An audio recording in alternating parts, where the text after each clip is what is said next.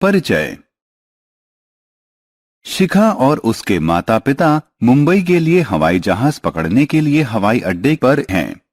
उसके माता पिता ने उससे वादा किया है कि उनके मुंबई प्रवास के दौरान वो उसे एलिफेंटा की गुफाओं तक नाव की यात्रा कराएंगे। उनकी वापसी की यात्रा ट्रेन से आरक्षित है। शिखा रोमांचित है। उसे मुंबई के एक प्रवास में परिवहन के 3 साधनों के प्रयोग का अवसर मिलेगा। इस पाठ में हम यातायात के विभिन्न साधनों के बारे में जानेंगे। आओ सीखें। यातायात को परिभाषित करना। परिवहन के विभिन्न माध्यमों के बारे में बताना। थल परिवहन को परिभाषित करना। जल परिवहन को परिभाषित करना। वायु परिवहन को परिभाषित करना।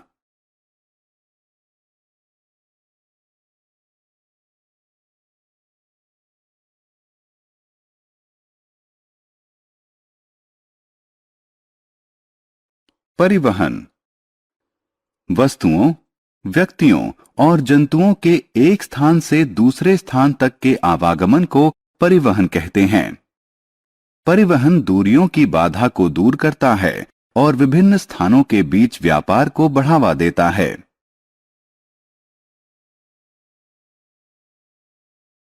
परिवहन के साधन।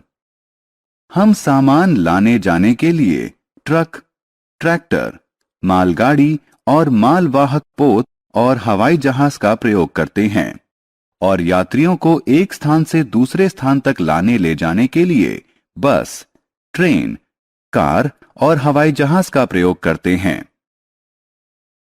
वस्तुओं, व्यक्तियों और जंतुओं को एक स्थान से दूसरे स्थान तक ढोने वाले वाहकों को परिवहन के साधन कहते हैं।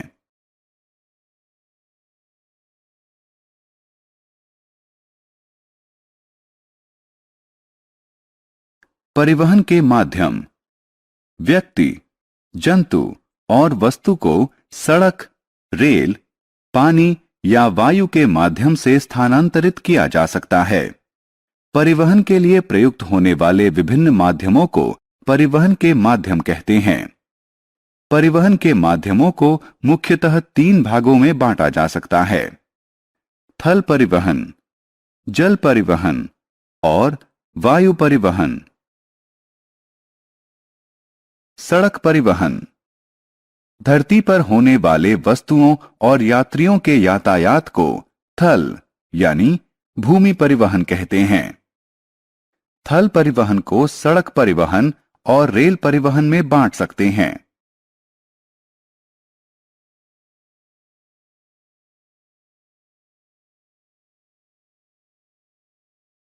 सड़क परिवहन।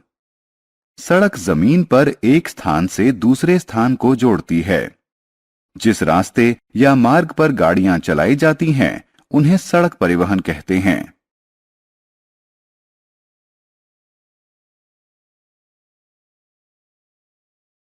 रेल परिवहन।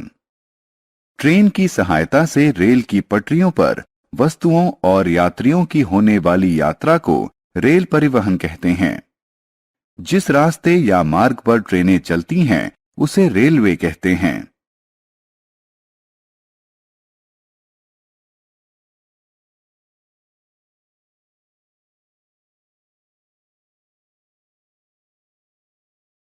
जल परिवहन।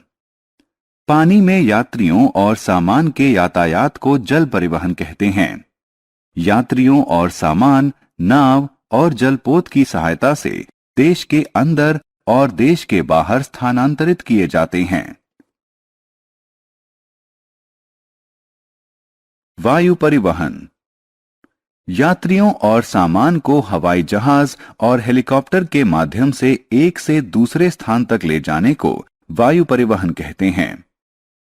प्राकृतिक आपदा जैसे भूकंप और बाढ़ के समय यात्रियों और सामान के परिवहन के लिए काफी उपयोगी होता है।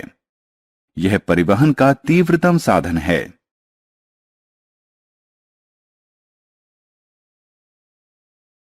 हमने क्या चर्चा की? वस्तुओं, व्यक्तियों और जंतुओं के एक स्थान से दूसरे स्थान तक के आवागमन को परिवहन कहते हैं। वस्तुओं, व्यक्तियों और जंतुओं को एक स्थान से दूसरे स्थान तक ढोने वाले वाहकों को परिवहन के साधन कहते हैं। परिवहन के लिए प्रयुक्त होने वाले विभिन्न माध्यमों को परिवहन के माध्यम कहते हैं। थल, जल और वायु परिवहन के 3 माध्यम हैं।